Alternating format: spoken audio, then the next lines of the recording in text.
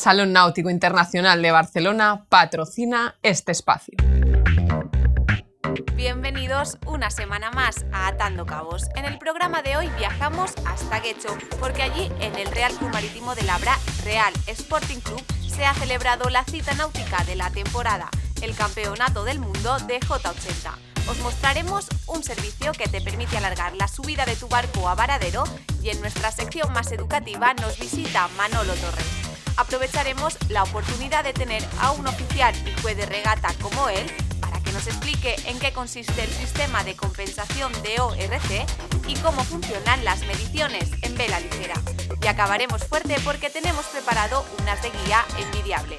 Estuvo representándonos en los Juegos Paralímpicos de Río 2016 y hace nada que se ha proclamado campeona del mundo de Hansa 303. Os hablo de Violeta del Reino.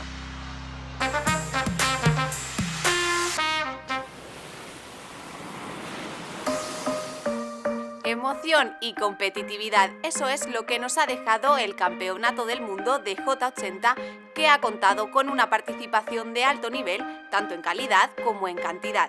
Los fallos se pagaban caros y hasta el último momento nadie pudo predecir nada. Tras 5 jornadas de competición, por fin tenemos el nombre del ganador.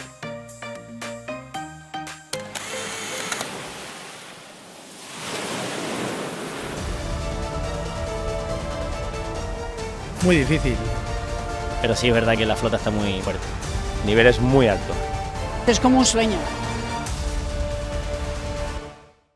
La vela está de enhorabuena en el mar Cantábrico y es que las aguas vizcaínas de Labra acogen el Campeonato Mundial de la clase J80. Una embarcación exigente pero que sabe negociar muy bien las olas y, lo que es más importante y divertido, compite en tiempo real. Casi un centenar de embarcaciones de 12 países son las protagonistas de esta batalla. El Real Club Marítimo de Labra Real Sporting Club ha sido el anfitrión de este mundial de una de las flotas más numerosas a nivel mundial.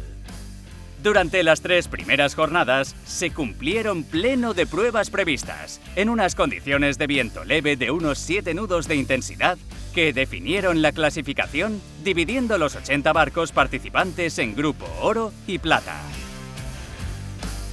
La cuarta jornada sorprendió con unas condiciones que permitieron la consecución de una sola prueba. 7 nudos del noroeste fueron los encargados de dirimir la jornada. El Courrier École Naval del francés Pierre Loenan y el MIG Tresis de Pablo Santurde acabaron la jornada empatados a 23 puntos. El francés perdió su lugar de líder imbatible, ya que finalizó la prueba arrastrando un fuera de línea que acabó con su ventaja, aunque le permitió sostenerse en la plaza. El tercer puesto seguía ocupándolo la tripulación de José Azqueta, el Biobis, tras él, y por un punto se clasificaba el Hotel Princesa Yaiza de Raiko Tavares, que no se defendió tan bien como de costumbre con un viento tan suave. Para nosotros es una sorpresa estar donde estamos después de 4 días navegando con los mejores del mundo. No esperábamos para nada. Nuestro objetivo era quedar entre los 20 o 15 primeros. Hoy estamos terceros, es verdad que tenemos opciones para todo, pero bueno, va a ser muy difícil, ¿no? Entonces, bueno, vamos a disputar las mangas lo mejor que podamos y luego ya veremos cómo acaba esto. Quinta y última jornada del campeonato. El viento del norte entró cambiando por completo el escenario. Tras una primera salida fallida por llamada general, los barcos se volvieron más conservadores, pudiendo dar hasta 3 pruebas que eran las que estaban previstas. El día empezó con unos 18 nudos que acabaron convirtiéndose en 22. Las empopadas eran una maravilla, haciendo surfear a los monotipos por encima de las olas, en algunos casos complicadas con muchos barcos que se iban de orzada. Los principales dueños de la regata fueron los barcos de Pablo Santurde, MIG Tresis y el Bribón Movistar de Marc de Antonio, acabando el día con 5 puntos cada tripulación, lo cual desvelaba y convertía a Pablo Santurde y su equipo del MG Tresis como campeón del mundo de J80. Pues sabe muy bien, porque ha estado súper peleado y así que sabe mejor y nada, súper contentos. Tampoco puedes pensar a largo plazo porque al final en flotas tan grandes nada está dicho hasta el final, así que día a día y muy contentos. Subcampeón mundial quedaba Marc de Antonio con el Bribón Movistar. Muy contentos, ha sido un campeonato largo donde en general ha habido muy poco viento y eran condiciones que sabíamos que nos costarían mucho. Y nada, hoy muy bien, hemos conseguido hacer 2 primeros en las primeras 2 regatas y la última tercero, sabíamos que el Tresis navegaría a tope también, no han cedido en nada, o sea que no nos han dejado margen. Y a tan solo un punto de diferencia del subcampeonato, cerraba el podium el francés Pierre Léonin, que había sido el líder jornada tras jornada. A las puertas y rompiendo la racha de títulos mundiales se colocó Raiko Tavares y su equipo de Hotel Princesa Yaiza, mientras que el local José Azqueta había tenido una competición muy constante entre los primeros puestos, pero un último día no tan bueno que le hacía cerrar el top 5 del mundial. La mejor tripulación femenina fue la del Central Óptica FIB Canadio de Eva González, siendo el mundial con más participación de barcos femeninos en la historia del mundial. Increíbles. Es un mundial de vela que veníamos con muchísima ilusión. Mi tripulación se ha estado preparando todo el año, porque ajeno a la clasificación femenina, que agradezco infinitamente que ya en los campeonatos la empiecen a poner, porque es una forma también de animar más a las mujeres, es que lo que nos gusta realmente es competir también con la flota normal, con flota mixta, y hemos quedado 24 en la general sobre 80, es un sueño. Un campo de regatas que, como veis a mi espalda, es espectacular, una flota con muchísima calidad y un comité y organización que lo han dado todo para cumplir con lo establecido. Han sido el éxito de este mundial. Apasionado de la vela y amante del mar, cuida al detalle todo lo que hace. Tanto es así que ha creado un servicio de limpieza y mantenimiento de barcos, teniendo como premisa la conservación de los océanos y del medio ambiente. ¿Queréis saber cómo lo hace? En este capítulo os lo mostramos a los 4 vientos.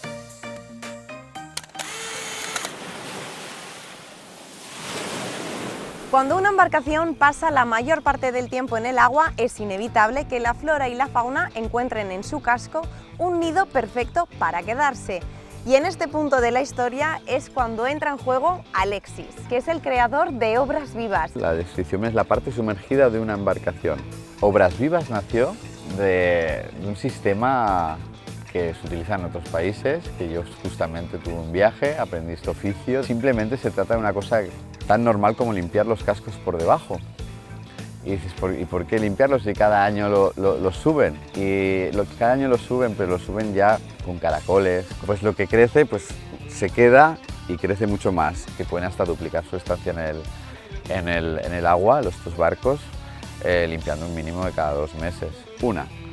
Porque si tú tienes un barco te gustaría siempre que corriera lo mismo que si te lo acabaran de bajar de varadero, ¿verdad?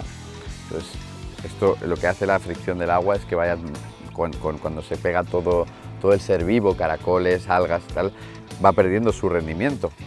2, ayuda a nivel ecológico devolviendo el organismo vivo al mar y evitando las pinturas autopulimentables, que quiere decir que van soltando pintura. Y si sueltan pintura, sueltan biocidas. No dejemos de saber que hay leyes como la que dice que todos son biodegradables las pinturas recreativas, pero salen biocidas, siempre algo contamina. Esto es un tema delicado. Ninguna de estas empresas de buceo profesional se dedica a hacer justamente lo que yo hago, pero sobre todo yo no acepto pinturas autopulimentables, que cuando yo froto sale pintura, inaceptables. Y encima este sector del buceo profesional hace totalmente otros trabajos. Nosotros en Obras Vivas, eso es lo que tú dices, trabajamos con compresor, efectivamente con homologados y de baja presión para hacerlo delante de la mar, siempre con flotabilidad positiva, o sea, no podemos ir al fondo y encima con un flujo continuo de aire. Existen lo que son las empresas de buceo profesional y que en principio, bueno, hay unas leyes yo creo bastante obsoletas, bastante antiguas, que dicen que, bueno, que ahora la náutica va progresando y en uno de estos progresos es que hubo una restricción europea de biocidas en las pinturas, pero la solución que han puesto, nada.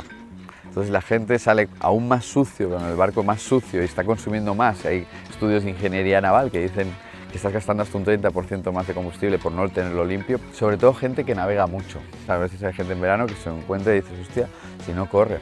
O gente que se le ha quemado el motor porque se le ha obturado el circuito de refrigeración. Sobre todo hay unas cosas muy importantes, los ánodos de zinc. Hay barcos que se consumen mucho más mucho antes que un año, es cuando la gente los cambia, pero también otros que no consumen nada los cambian como habitual y pues estamos gastando más zinc de lo que tendríamos que gastar. Bueno, Alexis, pues por redondear un poco en qué consiste Obras Vivas, recordamos que con este servicio, al quitar la suciedad, el casco tiene menos fricción y lo que conseguimos es menor consumo, menor reparaciones, más velocidad y, por supuesto, una embarcación mucho más ecológica. Así que muchísimas gracias por aportar este servicio al sector y mucha suerte en el camino. Muchas gracias a vosotros y sobre todo un mensaje a todos los que tengan embarcación, con todo lo que hemos hablado. Sabemos que estamos ayudando al medio ambiente, sabemos que es todo positivo y que esto tiene que existir, no hay otra solución. En Marinero de Agua Dulce estamos de suerte y es que si no hay mejor manera de aprender que con un experto, hoy en Atando Cabos tenemos a uno de los grandes oficiales de regata de este país.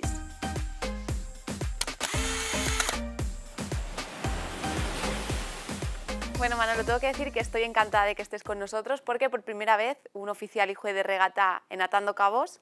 Vamos a hablar sobre el sistema de medición y de compensación en la clase ORC. Para ponernos en contexto, cuando una tripulación y un barco llega a una regata, días previos, ¿qué tiene que hacer paso por paso? Normalmente se saca un certificado a principios de año, porque los barcos que hacen normalmente regatas, sobre todo las regatas importantes, que como son Copa del Rey, Trofeo de la Reina, pues son gente que van sacándose varios certificados al año, no se sacan solamente uno, y van amoldándolo de acuerdo con la digamos, con la tripulación, porque el peso de la tripulación es fundamental. Cuando el barco ya llega más o menos preparado, no obstante, hay un proceso que dura entre 1 o 2 días, dependiendo un poco de la regata, en el cual los barcos lo que hacen es presentar su certificado de medición actual y a partir de ahí lo que hacen es pasar un sistema de control.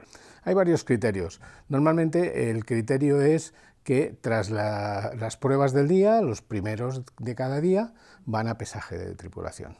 Y en el momento que tú has hecho todas estas gestiones, luego también hacen el control de que la jarcia está bien marcada, o sea, un poco todo, para ver que está todo bien. Luego vamos a la segunda parte. La segunda parte es durante la regata. Durante la regata, ¿qué pasa? Que cogen y aleatoriamente seleccionan una serie de barcos. Normalmente son los primeros que acaban las pruebas del día, quien ha hecho el primer puesto, pues normalmente esos van a medición. En esas mediciones, ¿qué se hace? Se hace lo que se llama la prueba de escora. La prueba de escora es una prueba que se hace para ver si el barco cumple o no cumple con el reglamento. ¿Qué cumple? Genial. ¿Que no cumple? Tienes un problema. Si puedes corregirlo, hay una penalización. Si no puedes corregirlo... El sistema de ORC es un hándicap internacional. ¿En qué momento se empieza a utilizar? Imagino que mucho tiempo atrás. ¿Y qué factores tiene en cuenta? Mira, me gusta esa pregunta porque es una cosa que es importante. En los años 80, te cuento hace muchos años de eso ya, ha llovido mucho, estaba un sistema que se llamaba el IOR. El IOR era un sistema donde había una serie de parámetros, era muy sencillo, una serie de parámetros que tú jugabas con ellos y tenías un coeficiente, que ese coeficiente te daba una velocidad del barco. Los IOR eran lo que se llama los pura sangre, los barcos de regata. Había grandes barcos como el Elisara, como no me acuerdo ya de nombres, pero vamos, había muchos. Y entonces esos barcos tenían su circuito y su historia. Y luego los cruceros, por llamarlo de alguna manera, los barcos de siempre, de toda la vida, que hacían regatas en IOR, pero no competían contra los pura sangre, por decirlo de alguna manera. En un momento dado, en la Universidad de Massachusetts, desarrollan un sistema que es el sistema ORC, que entonces se llamaba IMS. Hay muchos apéndices sobre estas siglas, pero bueno, vamos a dejarlo ahí, IMS. Entonces, en el principio de los 90, para ser exactos, en 1990, la Copa del Rey opta porque el crucero corra en IOR, lo que era IMS, y los regata corren en IOR. Ese es el primer punto de partida, digamos, de una regata seria.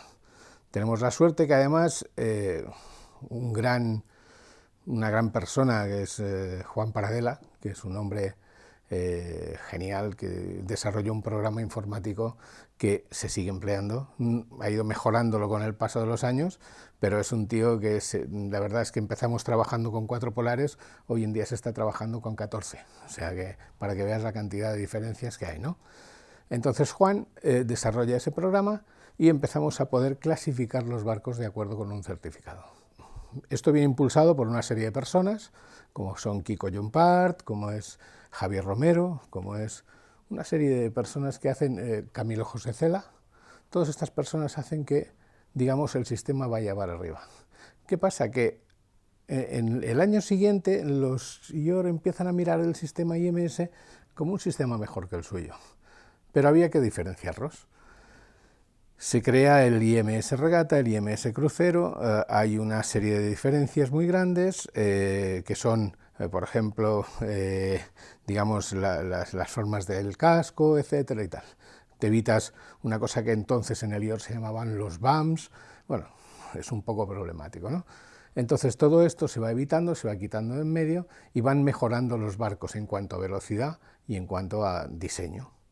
Hay grandes diseñadores, grandes tal, pero yo creo que uno de los trabajos más importantes que tiene en cualquier evento son los medidores.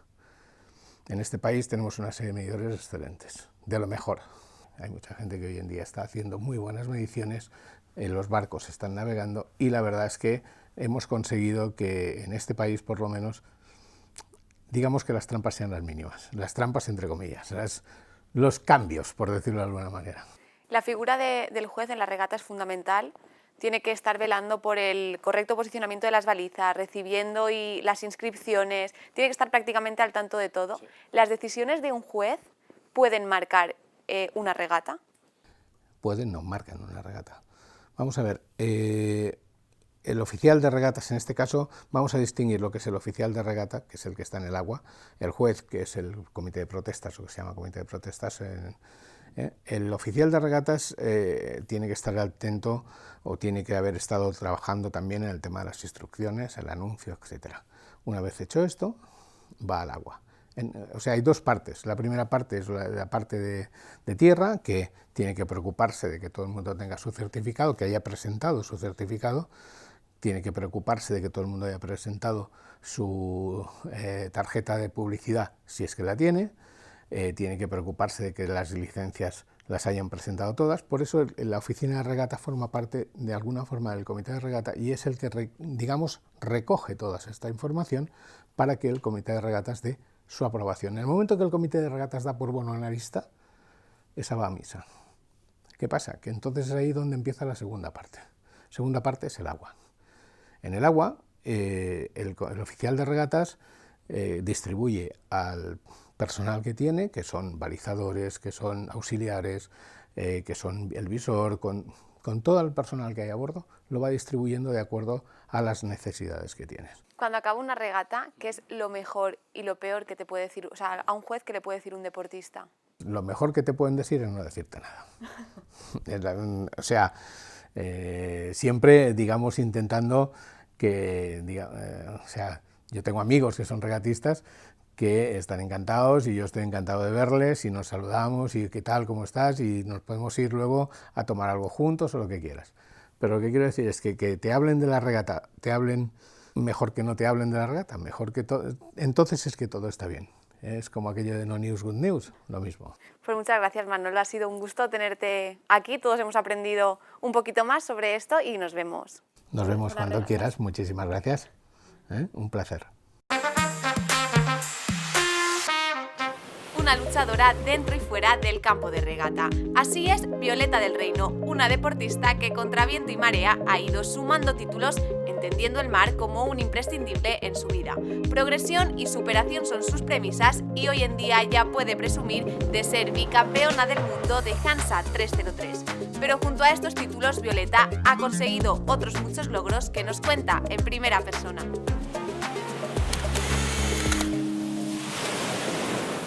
Antes que nada, Violeta, para ponernos un poco en situación, cuéntanos en qué momento empezaste a navegar y cómo surge y por qué el adentrarte en el mundo de la vela. La vela pues empecé porque me animé con unos amigos que tenían un crucero pequeño y descubrí que que era mi pasión, y entonces ya en cuanto pude empecé con cursillos de vela y ya está. ¿Y en qué momento te decantas por Hansa 303? Porque dentro de la vela adaptada hay diferentes modalidades. Yo empecé primero en los cursos de vela que hay en todos los clubes, empecé pues en galeón y después hice un poquito de 420 y después lo que más me gustó fue el láser, y entonces empecé con el láser, me compré mi primer láser y nada, seguí hasta que el cuerpo ya no aguantó. Entonces empecé a navegar en Hansa, era monitora, entonces ayudaba al entrenador con los chicos que empezaban en vela adaptada, y más adelante, pues como ya no podía con mi láser, entonces mi entrenador dijo, ¿por qué en vez de ayudar no te pones tú a navegar? Solicité una discapacidad y me la dieron, entonces empecé a navegar con el Hansa. Muy poquito después empezamos a navegar con Scoot, el Scoot 18, y con este fuimos a las Paralimpiadas de Río. Y aunque no hicimos muy buena posición, pues hicimos un 9, pero bueno, fue una gran experiencia. Bueno, me estabas comentando que poco a poco vas cambiando de clase, vas evolucionando y llega Río 2016, que imagino que será un momento top dentro de tu carrera deportiva. Bueno, no te creas, porque cuando llegó Río estábamos empezando en vela adaptada. Habíamos hecho, pues no sé, campeonatos de España, campeonato de Baleares, y nos iba bastante bien en general a nuestro club. Pero enseguida se presentó la ocasión de hacer el Scoot 18, empezamos con muchísima fuerza, llegamos a las Olimpiadas, nos clasificamos allí por los pelos, a partir de ahí volvimos al Hansa y fue entonces cuando hemos estado ganando ya campeonatos del mundo, europeos, hemos quedado pues en segunda o tercera plaza y así. La experiencia tiene que ser súper intensa y también súper bonita, pero antes de llegar a las Olimpiadas hay un pre y supongo que te habrá costado mucho esfuerzo, mucho sacrificio meses anteriores hasta llegar a la clasificación. Competíamos con gente que ya había ido a 2 Olimpiadas previas y algunos llevaban ya muchísimos años navegando. Nosotros éramos los novatos y competíamos contra pues, gente muy buena. Gracias a que nuestro club nos compró 2 barcos para poder entrenar, pues pudimos hacerlo pues, súper bien para poder llegar a competir en las Olimpiadas, porque no hay flota. En el barco Scoot 18 no había flota, entonces en España no competíamos con nadie, éramos los únicos. Y una vez acaba 2016, recibís la noticia de que la vela la eliminan de los Juegos Paralímpicos. ¿Cómo recibís vosotros esta noticia? ¿Cómo os afecta? Pues lo recibimos con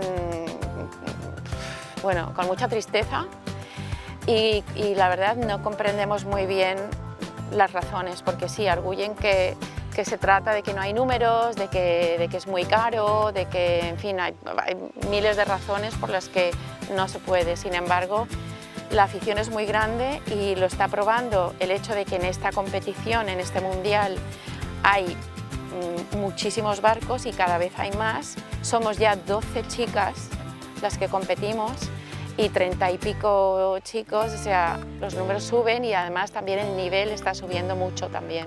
Y bueno, actualmente, ¿cuáles son tus objetivos a corto y a largo plazo? Pues nada, seguir entrenando lo mejor posible y lo máximo posible y esperar a que se planten regatas y nada, y acudir a las máximas.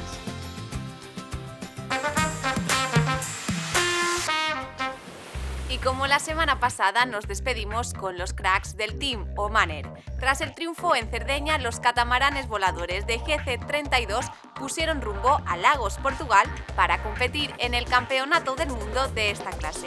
No obtuvieron tan buen resultado como en la parada italiana, pero la tripulación de bandera omaní ya pone la vista en su siguiente objetivo, la Copa del Rey de Palma de Mallorca.